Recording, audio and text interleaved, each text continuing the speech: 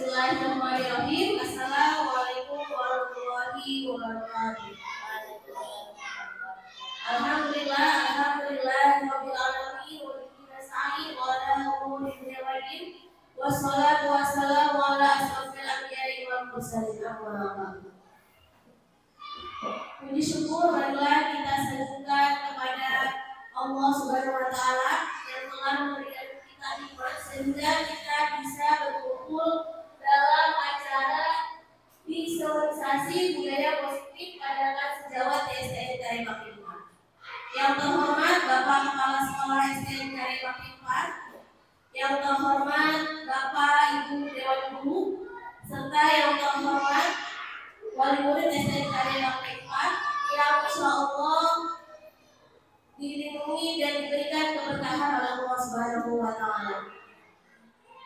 Sebelumnya saya ucapkan terima kasih kepada Bapak Ibu atas partisipasi dalam acara sosialisasi budaya positif pada sejawat di SDN Karema 4. Selanjutnya saya serahkan kepada pemateri yaitu Ibu Rina Diana Lestari. Terima kasih. Assalamualaikum warahmatullahi wabarakatuh.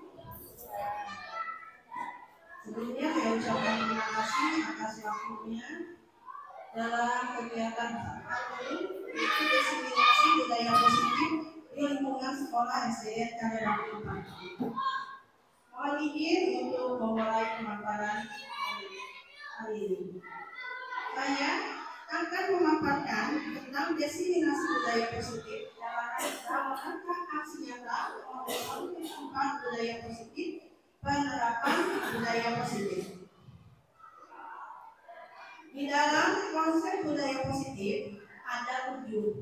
Yang pertama itu perubahan paradigma belajar, yang kedua disiplin positif, yang ketiga motivasi perilaku manusia, yang keempat kebutuhan dasar manusia, yang kelima posisi kontrol restitusi, keenam keyakinan kelas, dan yang terakhir ketiga restitusi.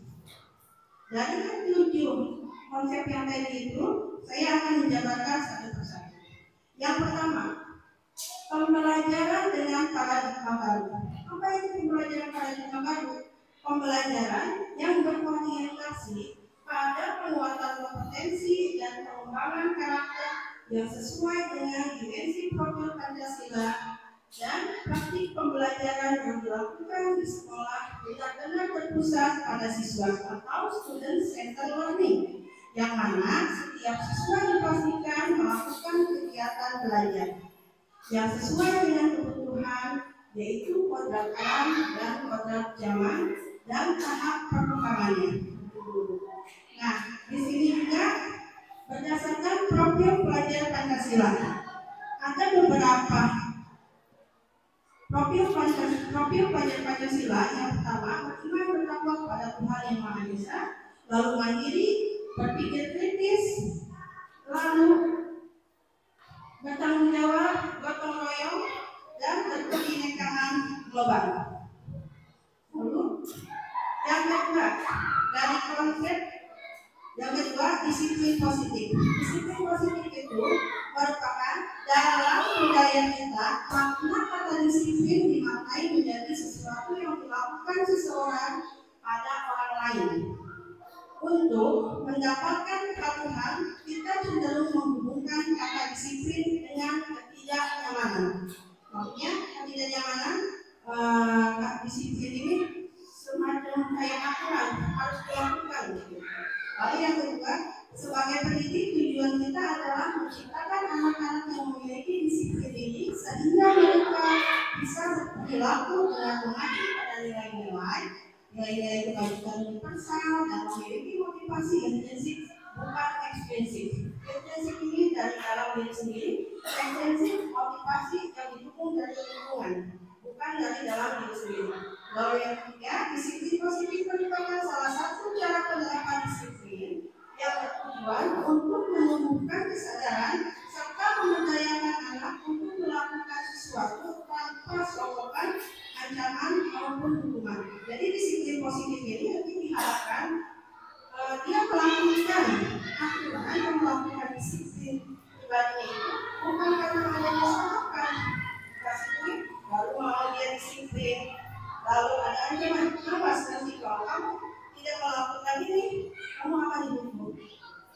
maupun atau hukuman. Jadi tanpa itu diharapkan akan melakukan disiplin tersebut. Yang ketiga, motivasi perilaku manusia. Motivasi perilaku manusia merupakan dorongan yang timbul pada diri seseorang secara sadar atau tidak sadar untuk melakukan suatu tindakan dengan tujuan tertentu. Motivasi perilaku manusia dilakukan karena dengan tujuan menghindari ketidaknyamanan dan hukuman, seperti yang tadi contohnya. Jadi si anak mengerjakan PR dengan terpaksa karena PR itu takut besok kalau nggak ngerjain PR dihukum, disuruh berdiri di dalam kelas di depan kelas. Nah, jadi si siswa ini akan melakukan disiplin diri ini karena takut dihukum tadi, merupakan motivasi intrinsik. Motivasi ekstrinsik, ekstrinsik itu dari luar, jadi kan adanya hukuman, jadi dia semangat untuk melakukan adanya motivasi tersebut. Lalu yang kedua ini dengan tujuan mendapatkan imbalan atau penghargaan dari orang lain. Contohnya mengerjakan PR juga, karena mengerjakan PR agar dapat nilai 100 gitu ya. Terus sama dikasih uangnya bisa dalam guru bisa kan besoknya. Nah itu merupakan faktor motivasi ekstrinsik juga. Jadi siswa ini melakukan disiplin ini karena dia ingin mendapatkan imbalan, merupakan motivasi ekstrinsik juga. Lalu yang ketiga, motivasi perilaku manusia dilakukan karena tujuan menghargai nilai kebajikan sendiri. Kebajikan itu kebaikan itu sendiri. Jadi untuk melakukan disiplin ini karena sadar akan nilai kebajikan dirinya ini merupakan motivasi intrinsik. Jadi bukan karena adanya imbalan, bukan karena adanya hukuman yang seperti tadi, itu ekstrinsik dan kebaikan. Yang ketiganya ini kan faktor intrinsik. Jadi faktor intrinsik merasa tanggung jawab. Oh ada PR, kewajiban saya mengerjakan PR.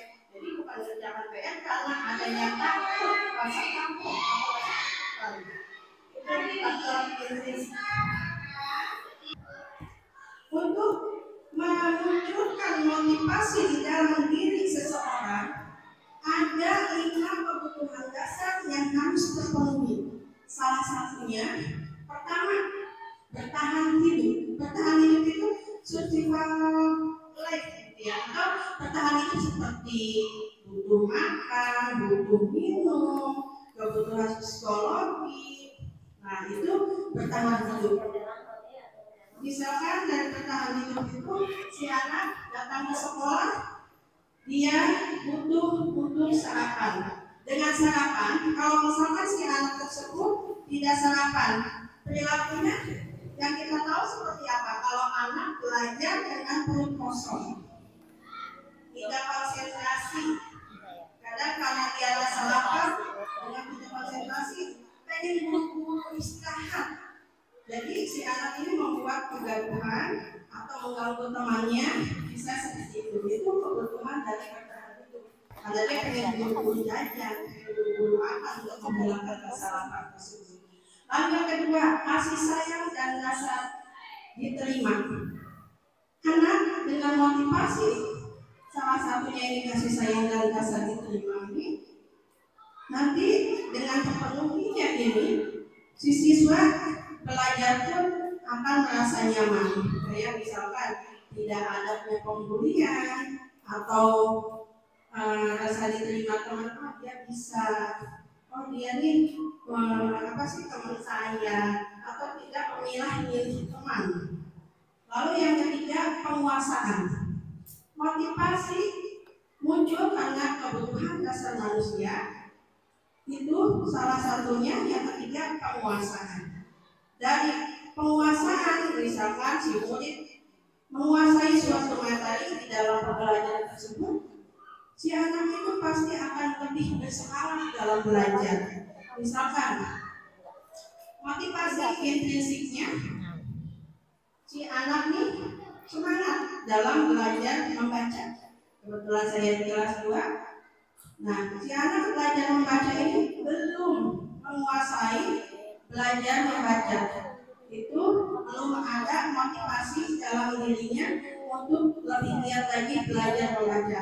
Faktor intrinsipnya itu dari luar. Misalkan guru memberi pujian dari si siswa, targetnya belum belajar membaca, minimal dia bisa mengeja. Nah, si guru memberikan motivasi dengan penghargaan. Wah, kamu sudah menguasai ini, menghafal, sudah bisa mengeja. Nah, dari situ, dari faktor ekstrinsik, penghargaan dari guru tersebut, muncullah penerbangan kebutuhan dasar manusia, penguasaan tersebut. Si siswa tersebut menguasai atau hafal guru dan mengeja guru tersebut. Adanya penghargaan dari guru, dia motivasi, jadi lebih semangat lagi belajarnya. Lalu yang keempat, kebutuhan dasar manusia, kebebasan.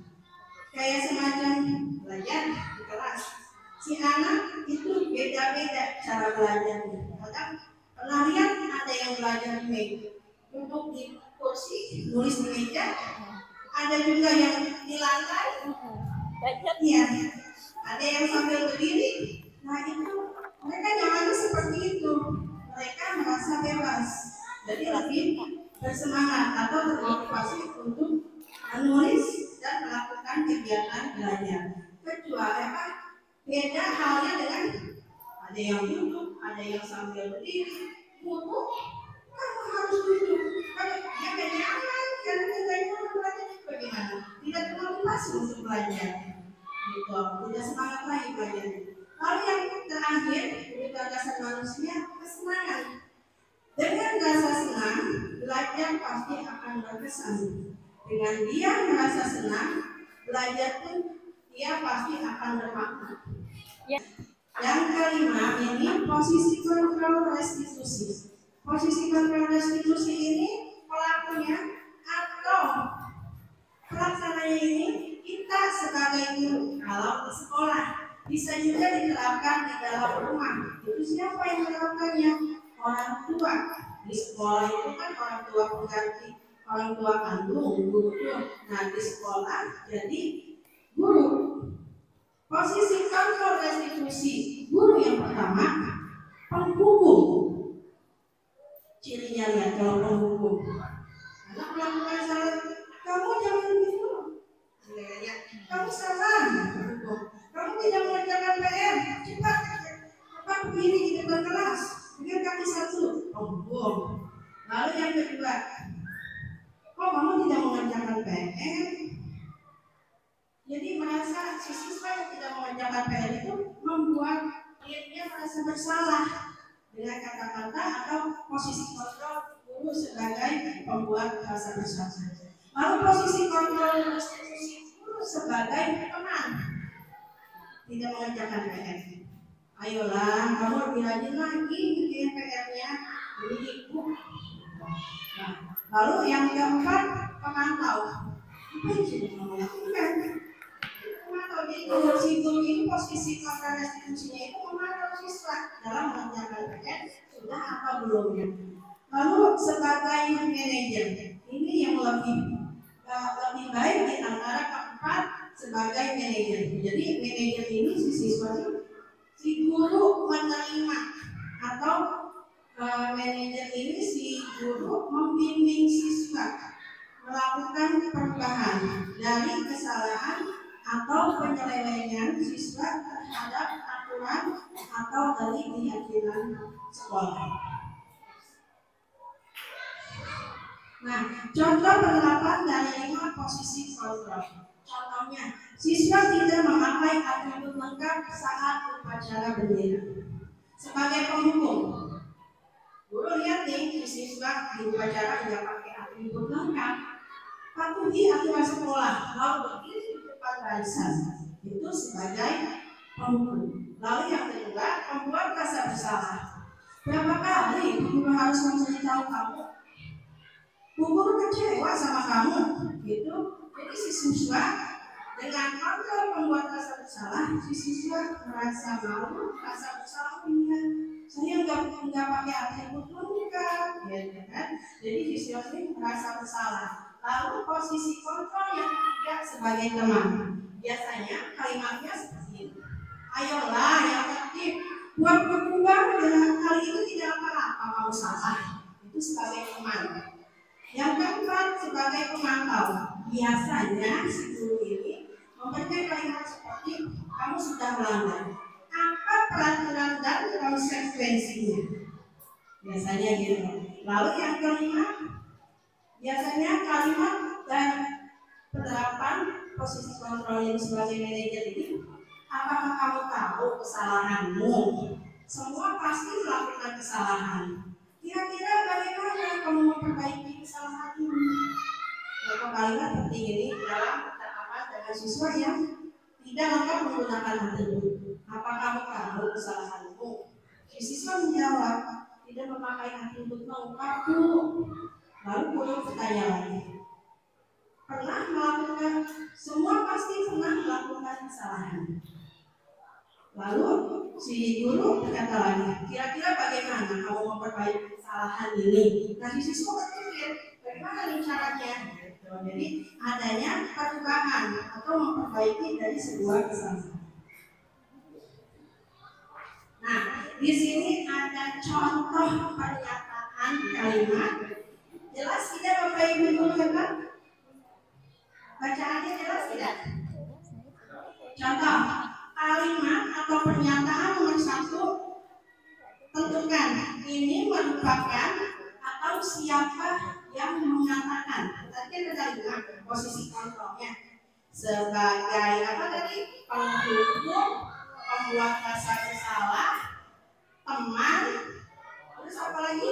Pemantau, dan satu lagi manajer.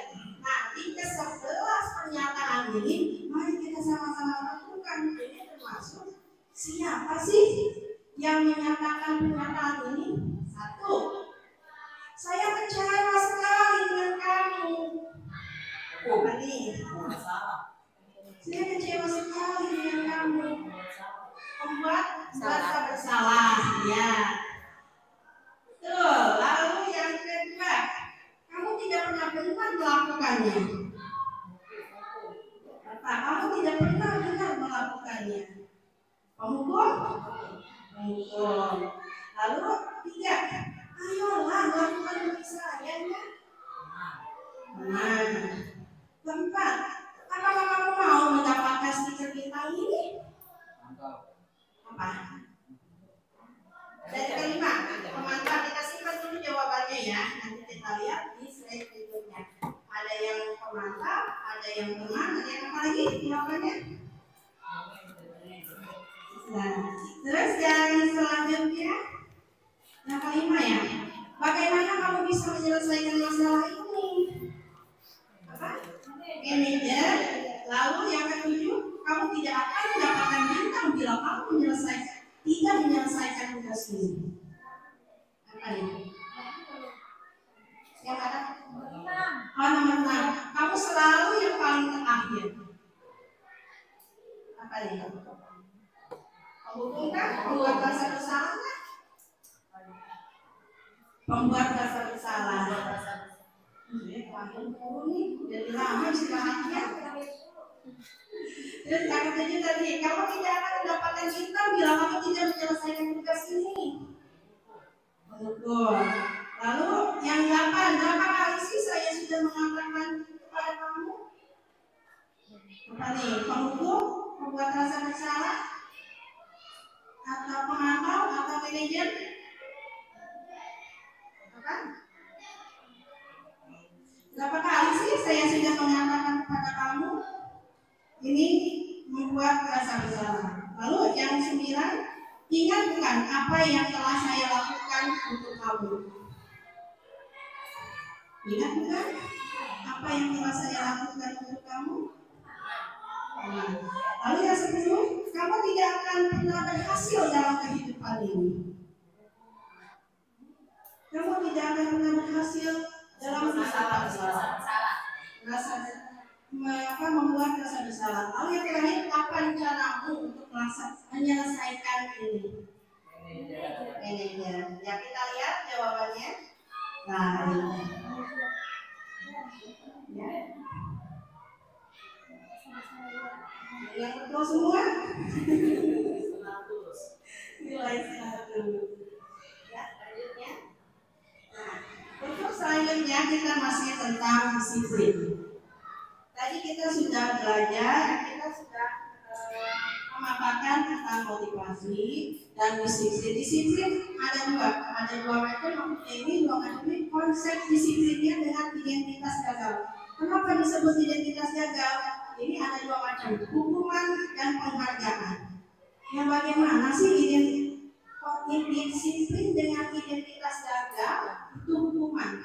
Karena itu hukuman itu menyakitkan, merasa tidak nyaman, murid menjadi takut, merupakan sesuatu yang memaksa, lalu murid menyembunyikan kesalahan dan murid ini menjadi rendah diri. Ya seperti tadi contohnya, si siswa tidak memakai atribut, dia disuruh berdiri di depan barisan. Gimana rasanya kalau kita di posisi si anak tersebut? Malu, sakit hatinya, lalu rasa tidak nyaman, ya pasti karena dia berdiri di depan barisan sendiri dan dilihatin teman-teman, pas menjadi pusat perhatian, dan murid pun merasa takut. Lalu memaksa, si anak nggak mau pun harus dipaksa berdiri di depan barisan, dan murid pun menyembunyikan kesalahan tersebut. Lalu murid menjadi rendah diri dari rasa kejadian hukuman yang jadi malu dari rasa rendah diri. Lalu konsep disiplin dengan identitas gagal ini masalah di antaranya. Yang kedua, penghargaan. Penghargaan ini kenapa disebut identitas gagal? Yang pertama itu tidak efektif.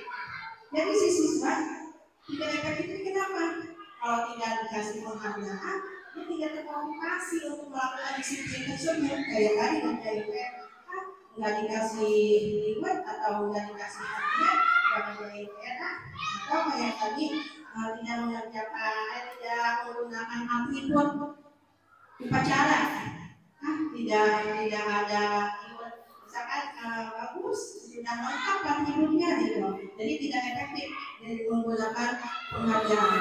Lalu merusak hubungan atau sifat iri. Kenapa?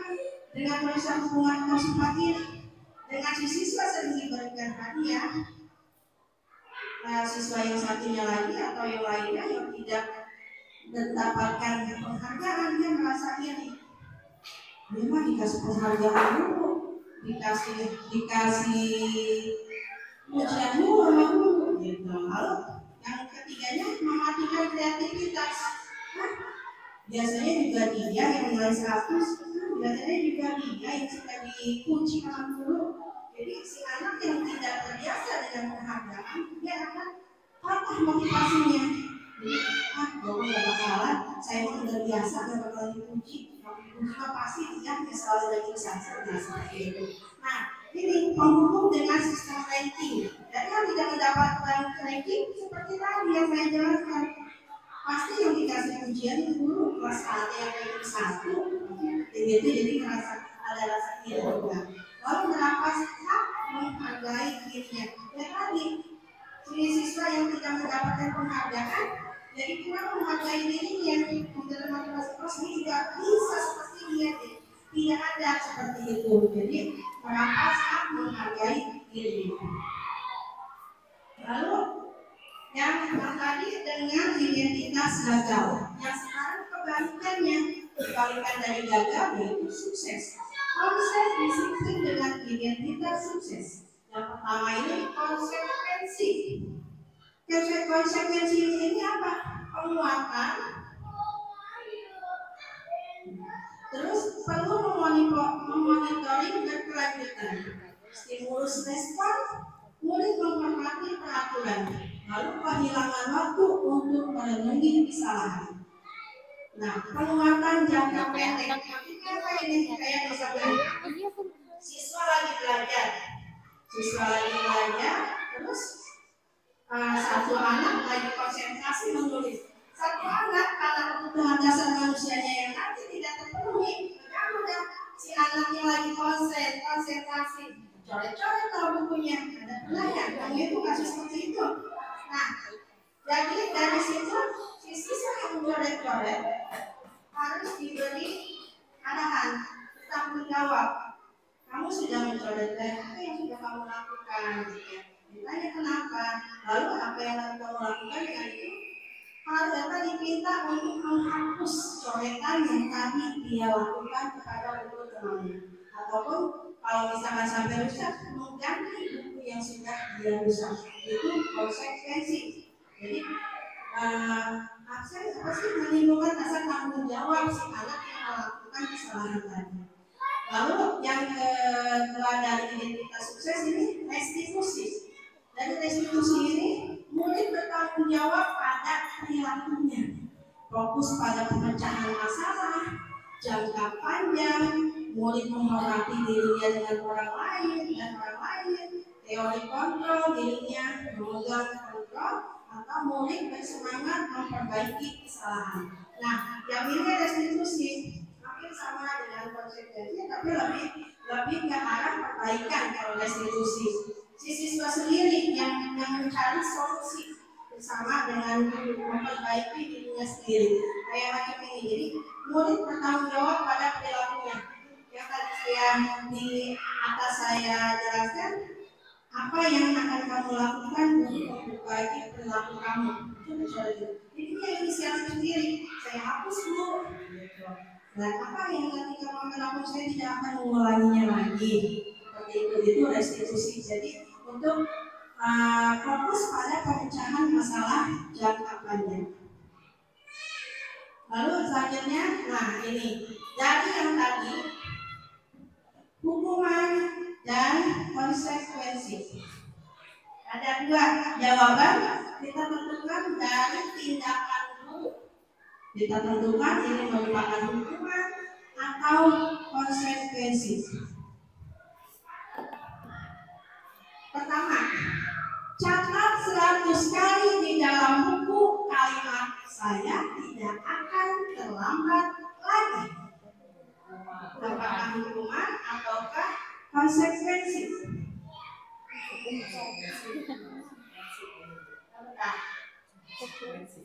Ya, konsekuensi karena tidak menyakitkan. Ya, kalau hukuman kan tadi ciri yang khas banget itu menyakitkan. Ya. Lalu ada keterkaitannya juga kenapa dia jadi konsekuensi? Ya lebih bertanggung jawab lagi, jadi nanti ada apa sih tulisannya jadi bagus gitu. Lalu yang kedua, tadi mengelilingi lapangan basket 2 kali karena terlambat datang ke sekolah. Hukuman.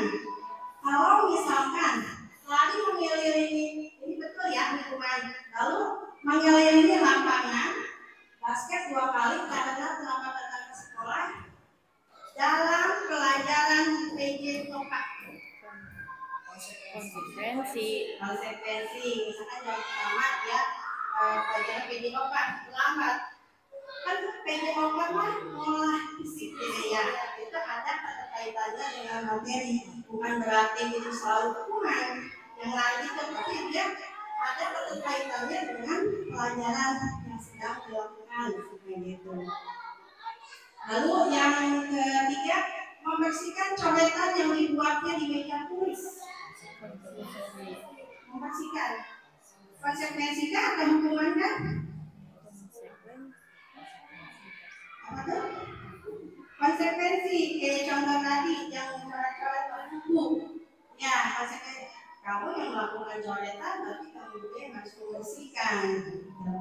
Lalu yang keempat, murid diminta untuk push up karena tidak menggunakan sepatu sekolah. Hukuman. Lalu yang kelima, menggantikan kertas tugas teman yang telah dicoret-coret. Konsekuensi. Lalu yang keenam, berjemur di lapangan basket pukul 12 tengah bolong siang karena mengobrol dengan teman saat belajar.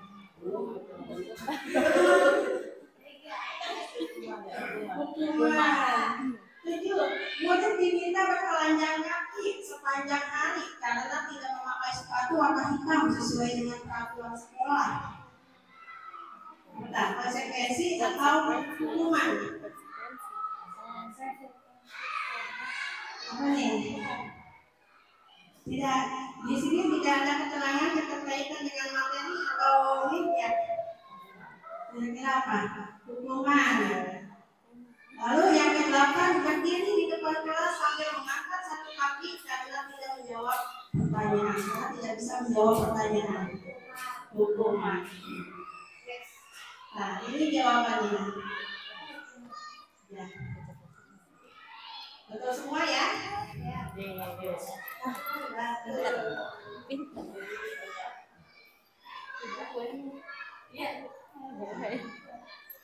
Lalu konsep disiplin, pendekatan restitusi, sebuah cara menanamkan disiplin positif pada murid. Pengertian dari restitusi adalah proses menciptakan kondisi bagi murid untuk memperbaiki kesalahan mereka, sehingga mereka bisa kembali pada kelompok mereka dengan karakter yang lebih kuat. Lalu ciri-ciri restitusi ini seperti apa? 1. Bukan menebus kesalahan, namun belajar dari kesalahan. Yang kedua, memperbaiki hubungan. Yang ketiga, tawaran bukan paksaan. Yang keempat, menuntut untuk melihat ke dalam diri. Lalu, mencari kebutuhan dasar yang mendasari tindakan. Selanjutnya, fokus pada karakter bukan tindakan. Menguatkan dan fokus pada solusi. Nah, ini seperti yang tadi sudah dipaparkan, bukan menebus kesalahan, namun belajar dari kesalahan. Si siswa yang tadi tidak mengerjakan PR ditanya tuh, nanti apa yang akan kamu lakukan? Si siswa menjawab, saya akan lebih giat lagi belajar dan mengerjakan PR. Lalu memperbaiki hubungan. Lalu tawaran bukan paksaan. Guru lebih meminta siswa sendiri yang memberikan tindakan apa yang akan siswa tersebut lakukan ke depannya. Nah, perbedaan tadi kita sudah jelaskan tentang hukuman, konsekuensi, dan restitusi. Contoh kasusnya siswa sering tidak mengerjakan PR. Nah, hukuman. Yang pertama hukuman. Guru menghukum siswa tersebut dengan mengangkat bendera selama 10 menit. Guru marah dan murid menjadi takut. Itu hukuman seperti itu. Lalu yang kedua, konsekuensi.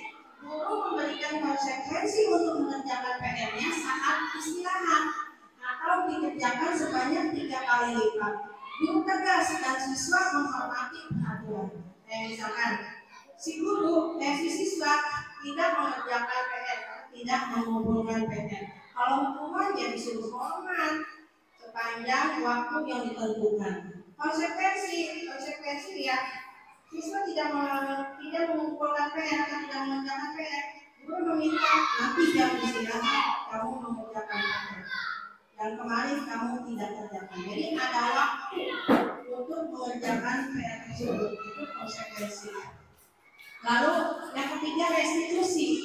Siswa tidak mengerjakan PR, guru akan menanyakan keyakinan kelas atau keyakinan dirinya si siswa dan membantu siswa menyelesaikan masalahnya. Guru terbuka dan siswa menghormati dirinya dan orang lain. Contohnya seperti apa restitusi? Dipanggil siswa tersebut. Ibu lihat kamu tidak mengumpulkan PR. Apakah ibu boleh tahu apa alasannya? Mungkin si siswa alasannya dia tidurnya larut malam misalkan gitu ya, atau lupa.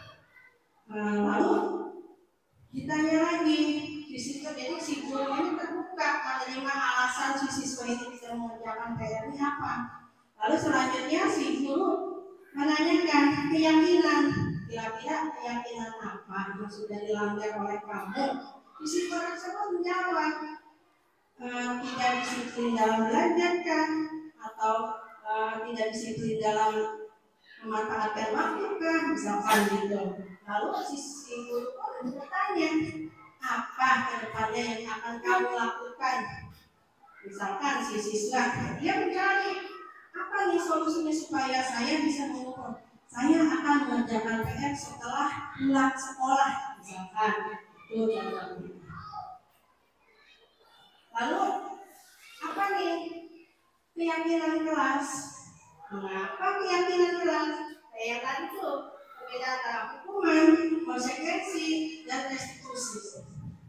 Di sini ada keyakinan kelas. Mengapa keyakinan kelas? Mengapa bukan peraturan kelas saja? Mengapa kita? Contohnya, mengapa kita memiliki peraturan tentang penggunaan helm pada saat mengendarai kendaraan roda 2 atau motor? Kenapa juga? Untuk apa? Keselamatan. Itu keyakinan kita. Kita pergi jauh naik motor, harus pakai helm, ya kan? Untuk apa? Untuk keselamatan kita di perjalanan. Nah, terus yang keduanya, mengapa kita memiliki peraturan tentang penggunaan masker dan cuci tangan setiap hari? Kalau makan harus cuci tangan, apalagi waktu saat pandemi harus pakai masker juga. Kenapa nih? Keyakinan apa sih yang ada di dalam ini? Keyakinan kelasnya keyakinan ini. Kesehatan. Ada jadi di antara dua contoh ini itu ada dua keyakinan untuk keselamatan dan keyakinan untuk kesehatan. Itu keyakinan kelas. Lalu kegiatan membuat keyakinan kelas. Nah, yang tadi keyakinan kelas kan contoh yang paling umum itu membuat memakai helm dan menggunakan masker atau cuci tangan. Kalau di kelas, bagaimana caranya untuk membuat keyakinan kelas?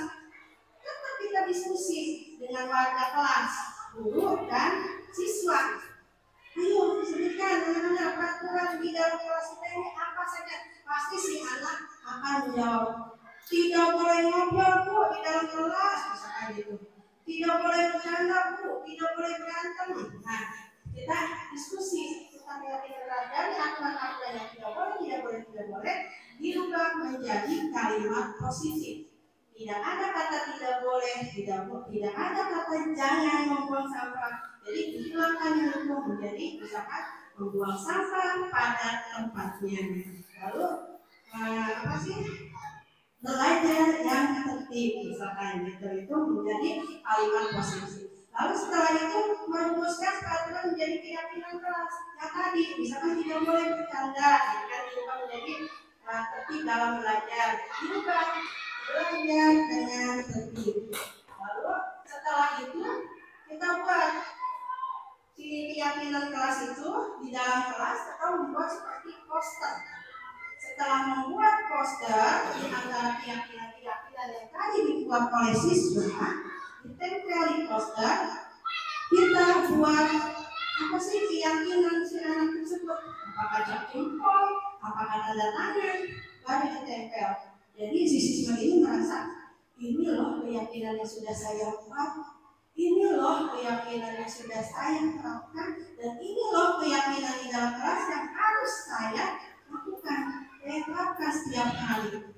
Jadi mereka merasa apa keyakinan yang mereka buat, keyakinan mereka juga yang akan melaksanakannya. Nah, di sini ada beberapa unsur keyakinan kelas yang tadi yang akan ditempel itu seperti misalkan disiplin waktu. Lalu belajar dengan antusias, semangat, dan percaya diri. Yang ketiga, saling menjaga kebersihan dan keindahan. Yang keempat, saling membantu bersama. Lalu yang kelima, saling membantu dan bekerja sama. Yang keenam, menghargai guru atau teman yang sedang berbicara. Yang ketujuh, selalu menerapkan 5S. Ada yang tahu 5S?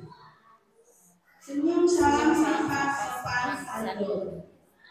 Lalu yang ke-8, gemar membaca dan menulis sebagai budaya literasi.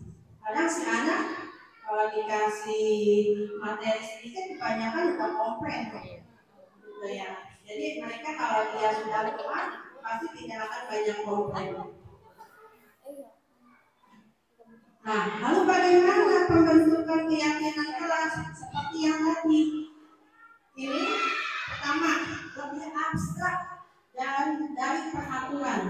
Yang kedua, berupa pernyataan universal untuk semua. Jadi tidak dikhususkan untuk si A, tidak dikhususkan untuk si B. Gitu. Lalu yang ketiga, dibuat dalam bentuk kalimat positif agar mudah diingat. Lalu yang keempat, sesuai dengan kondisi kelas dan sekolah agar mudah diterapkan. Jadi keyakinannya ini yang harus sesuai dengan sekolah kita. Misalkan sekolah kita banyak sampah, jadi di situ keyakinannya menjaga lingkungan sekolah, menjaga lingkungan kelas dan sekolah. Lalu nomor 5, semua warga kelas atau sekolah dilibatkan dalam membuat keyakinan kelas atau sekolah. Jangan cuma guru sama murid yang di dalam kelas saja, tapi libatkan juga orang tua juga, kepala sekolah, pedagang juga, karena kan sampah ada satu pautnya dengan pedagang juga kan, gitu. Lalu orang tua juga, kenapa? Orang tua pun menanamkan seperti di awal saya katakan, bukan hanya di sekolah bisa diterapkan budaya positif ini, tetapi di rumah juga, gitu. Jadi supaya muncul atau timbul motivasi intensif di dalam siswa tersebut. Nah, yang terakhir ini segitiga restitusi. Segitiga restitusi ini yang tadi di depan saya paparkan untuk apa? Mencari solusi, memperbaiki dari suatu permasalahan atau belajar dari suatu masalah atau suatu kesalahan. Pertama itu memvalidasi tindakan yang salah. Si anak melakukan kesalahan atau melanggar suatu keyakinan. Kita tanya nih, kamu tentu punya alasan mengapa melakukan itu. Lalu kalimat yang kedua, adakah cara yang efektif untuk mendapatkan apa yang kamu butuhkan? Setelah kita validasi tindakan yang salah tersebut, yang kedua, menstabilkan identitas. Setiap orang pasti pernah melakukan kesalahan. Kamu bukan satu-satunya yang pernah melakukan kesalahan ini. Setelah itu, kita akan menanyakan keyakinan siswa. Keyakinan kelas apa yang telah kita sepakati? Lalu, contohnya lagi, kamu ingin menjadi seperti apa? Nah, dari restitusi ini, kalau ketiga yang sudah terlewati, permasalahan akan terselesaikan dengan adanya solusi dan perbaikan dari siswa itu sendiri. Nah, ini contoh yang sudah saya lakukan dalam aksi nyata pembuatan ini restitusi, contoh restitusi.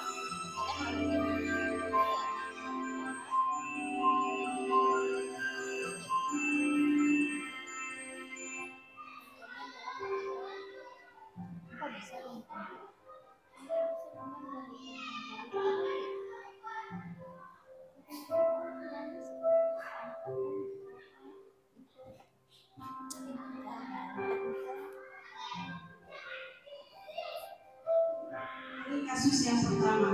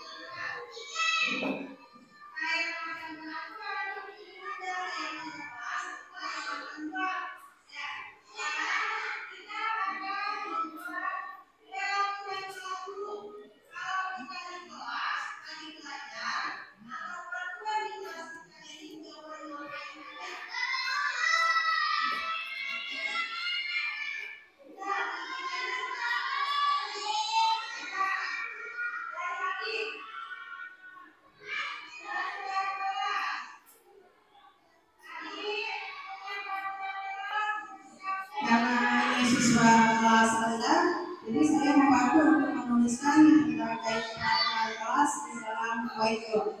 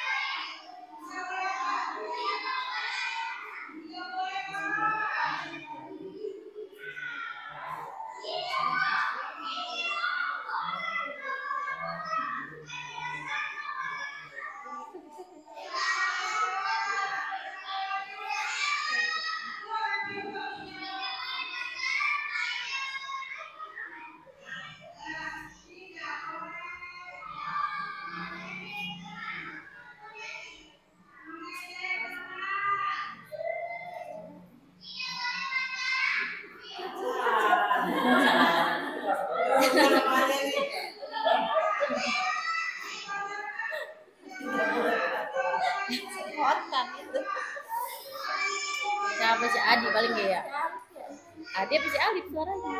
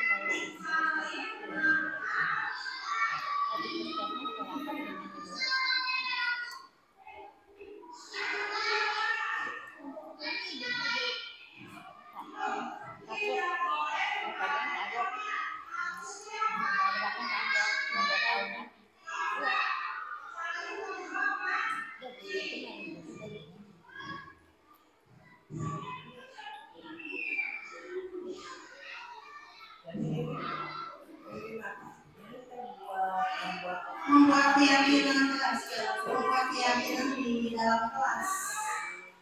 Jadi aturan biasanya kan tidak boleh membuang sampah. Aturan ya. Dulu kan aturan seperti itu.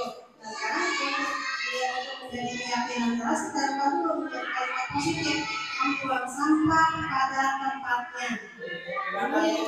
Tidak boleh dihilangkan gitu. Jadi tidak ada larangan, tapi anjuran dan anjuran.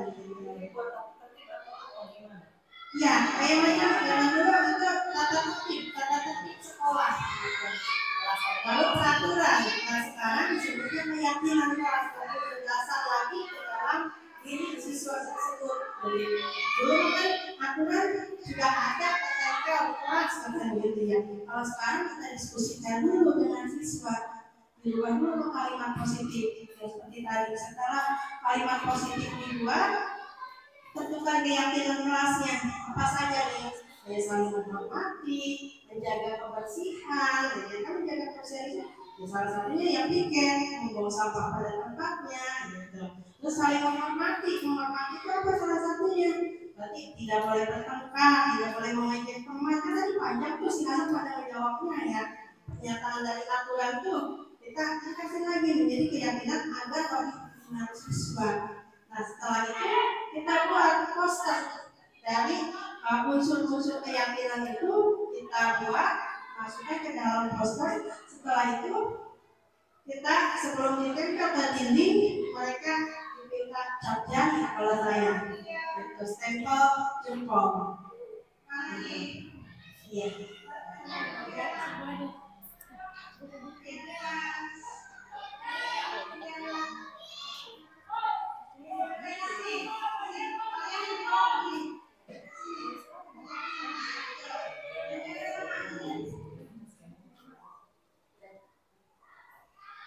Ya, terima kasih. Itu pemaparan dari saya dan aksi nyata yang sudah saya lakukan di dalam kelas. Di sini pun ada video restitusi, tapi tidak bisa diputar. Ada pertanyaan sampai sini? Ada yang kurang jelas atau ada yang penambahan dari Bapak Guru Eka? Jelas. Ya. Assalamualaikum warahmatullahi wabarakatuh. Waalaikumsalam warahmatullahi wabarakatuh. Ibu Ina, Ibu para wali murid dan Ibu guru, mohon maaf sekedar menanggapi sedikit. Berarti untuk penerapan disiplin di sekolah dan kelas itu lebih diutamakan itu sumbernya dari siswa dulu ya. Ya, sekarang itu bukan dari sekolah peraturan itu, tapi lebih dari siswa yang punya inisiatif, punya ide. Kita harus begini, kita harus begini gitu. Namun pada kenyataannya, yang sering kita hadapi di sekolah itu, kita sebetulnya sudah ada sumber-sumber dari siswa itu. Namun pada penerapan itu seringkali disalahartikan, terutama orang murid yang sering kita kendala. Ya, siswa misalkan dia itu menginginkan belajar, yang baik nulis, kita kasih kan dibahas siswa. Tapi setelah pulang, kadang-kadang itu wali murid itu salah tangkap. Dalam artian ini harus saya dihukum, makanya nulis banyak. Padahal dari siswa sendiri kan. Ya. Nah ini perlunya kerjasama antara pihak sekolah dengan wali murid. Ya, kemudian sistem ya kayak tadi piket. Ini semua dari siswa sudah inisiatif siswa itu buang sampah. Tapi begitu ada wali murid yang ikut, ya terima anaknya dia banyak kali buang sampah. Udah kita nggak dulu gitu ya, inisiatif sendiri. Nah, saya harus dihukum dong. Ya, mereka kira-kira itu solusi. Terima kasih. Terima kasih, bagus sekali pertanyaannya. Mohon izin untuk memberikan sedikit mungkin jawaban menurut saya. Dan alhamdulillah di sini kita kedatangan dari wali murid juga, guru-guru rekan sekolah SD Karya Bakti 4 dan rekan sejawat juga yang lain. Jadi di sini mungkin dari permasalahan yang tadi Bapak paparkan itu bagaimana gitu ya supaya si siswa dan si wali murid ini tidak salah paham dengan apa yang sudah diberikan oleh guru. Nah ini pentingnya seperti ini adanya sosialisasi. Jadi bukan hanya guru saja yang mengetahui ilmu-ilmu tentang budaya positif yang akan kita terapkan di sekolah. Jadi si wali murid, oh ini loh budaya positif yang akan diterapkan di sekolah. Berarti saya pun harus mendukung. Gitu. Kayak tadi saya bilang di depan, ini bisa diterapkan di sekolah maupun di rumah. Jadi dua-duanya berperan. Guru berperan atau warga sekitar juga berperan, di rumah pun orang tua berperan. Berperannya apa? Dalam memenuhi kebutuhan dasar manusia yang tadi, yang 5 itu. Misalkan yang dari kebutuhan dasar manusia bertahan hidup, si anak diberi bekal, sarapan. Nah, terus kesalahan PR, ya. Itu ada salah satunya dari kurangnya rasa diterima atau rasa kasih sayang. Bisa dari situ, bisa dari penguasaan. Bisa dari penguasaan siswa. Si siswa merasa PR tersebut tidak menguasai.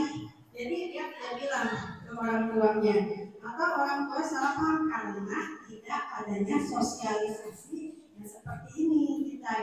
Mudah-mudahan dengan adanya sosialisasi, wali murid pun pasti akan paham ini demi kebaikan anaknya juga untuk depannya gitu. Nantinya bakal ada seperti profil pelajar Pancasila yang terdiri dari itu mandiri seperti itu. Terus untuk masalah tiket, anak saya tiket gitu ya, capek di rumah nggak pernah. Mungkin nanti setelah sosialisasi adanya dukungan orang tua, pengertian orang tua, anaknya nanti ke depan akan mandiri. Jadi selain dia piket di sekolah, di rumah pun orang tua akan melatih dengan membantu orang tuanya menyapu sesuai kemampuan si anak tersebut. Jadi intinya perlunya ada sosialisasi kepada wali murid tersebut. Ya, cukup Pak. Ada lagi pertanyaan atau pendapat ya?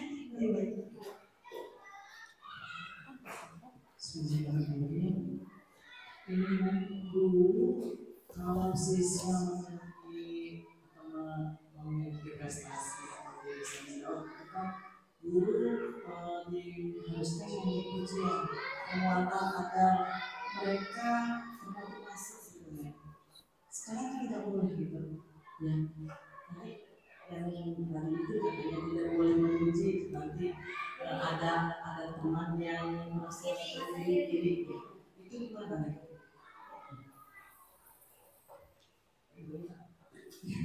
Ya, terima kasih. Mungkin yang dimaksud oleh saya menguji itu, mengujinya jangan terlalu berlebihan atau sesuai dengan apa yang didapat oleh siswa tersebut, sesuai dengan prestasinya. Jangan misalkan berlebihan, ini kan ini satu, lalu dia terus dikasih penghargaan terus gitu ya. Jadi mematahkan motivasi si siswa yang tidak mendapatkan ranking.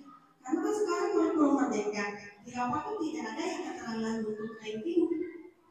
Ya Bapak Ibu ya, waktu pembagian rapor juga wali murid malah bertanya, sudah berkali-kali dijelaskan maupun cara bisa ataupun memang tetap saja penasaran tuh dengan ranking tersebut. Nah, untuk masalah pengujian, saya juga pribadi pernah menguji, tapi mengujinya tidak secara berlebihan. Dimaksudkan ujian tersebut itu untuk memotivasi siswa lebih semangat lagi. Kayak pernah buatnya saya pernah si anak nih pasif dalam belajar. Nah, anak kenapa gitu ya? Kemampuan membacanya kurang. Tapi saya gali-gali numerasinya, berhitungnya dia bisa. Nah, di berhitungnya saya puji. Ternyata kamu bisa loh matematika. Semenjak itu banyak dia mulai lihat, jadi ada imbasnya. Tadinya dia belum belajar membaca, jadi dia lebih semangat belajar membaca. Jadi tersebut ya. Iya. Iya.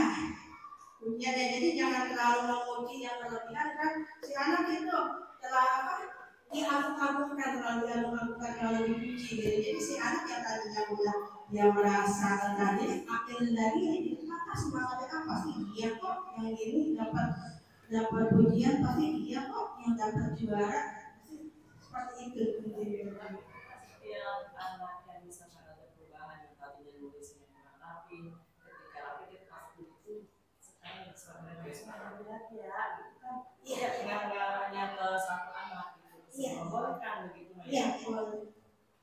Ya, itu kan termasuk motivasi ekstrinsik.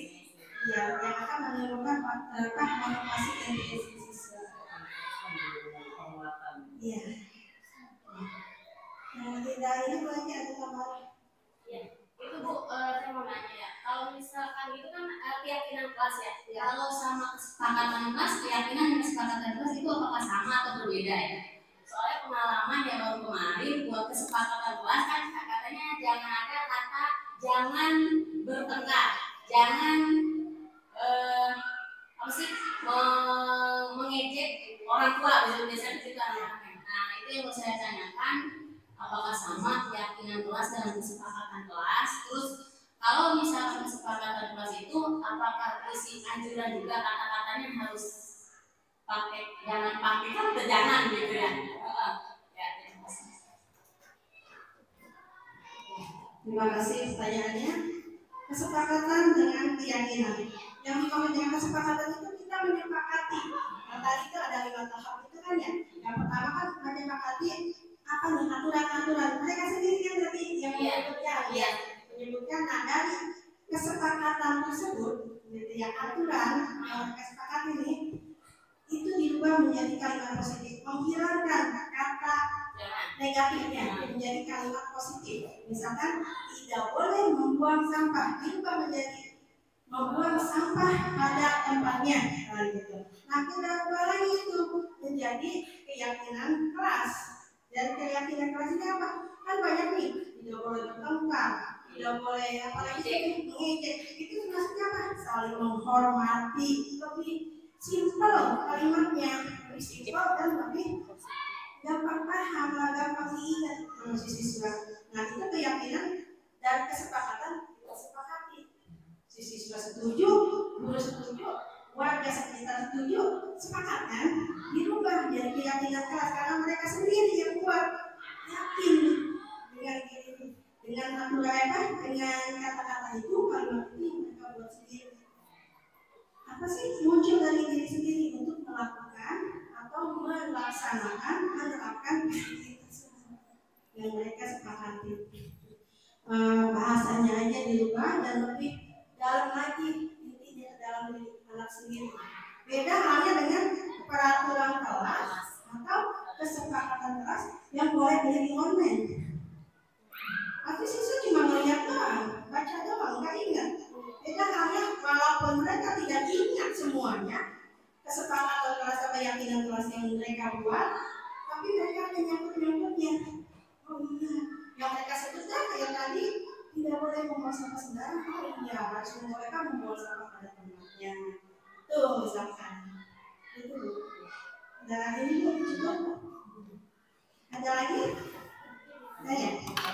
Sudah cukup jelas ya? Ya, terima kasih. Acara hari ini, pemaparan saya hari ini selesai. Terima kasih atas waktunya. Wassalamualaikum warahmatullahi wabarakatuh.